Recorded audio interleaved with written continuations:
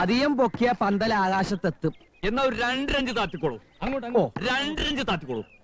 എനിക്കൊരു സംശയം, പന്തലിന് വലിപ്പം പോരത് നേരാ. രാധയുടെ നിശ്ചയത്തിന് നാട്ടുകാർ മുഴുവൻ വരുന്ന ഉറപ്പാ. പാതി വരെ വെയിൽത്തിരുന്ന് ശരിയല്ലല്ലോ. ഇതുപോലെ ഒന്നും കൂടി സംഘടിപ്പിച്ച വടക്കേ മുറ്റം കൂടി തണുപ്പിക്കാം. വടക്കേ മുറ്റം മാത്രമല്ല, നടവഴി വരെ നമ്മളങ്ങോട്ട് തണുപ്പിക്കും. ഇതുപോലെ 2 കൂടി വരുന്നുണ്ട്. നല്ല നീ വേഗം ജീപ്പ് ഇറക്കി അതും കൂടി എടുത്തോണ്ട് വാ.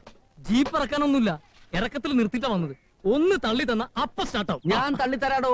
ഒരു അധികാരി തള്ളി എന്താ ജീപ്പ് സ്റ്റാർട്ടാവില്ലേ? സ്റ്റാർട്ട് ആവും. എന്നെ അധികാരിപ്പടിയിൽ ഇറക്കുക.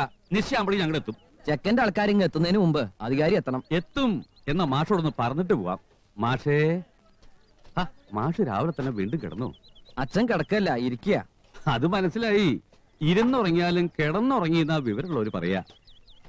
ആരായി ഇരുന്നുറങ്ങണമെന്ന് അറിയോ ദിനകരന്? അധികാരിക്ക് എന്താ തലയ്ക്ക് വല്ല അസുഖമുണ്ടോ? അതെന്റെ അച്ഛനല്ലേ.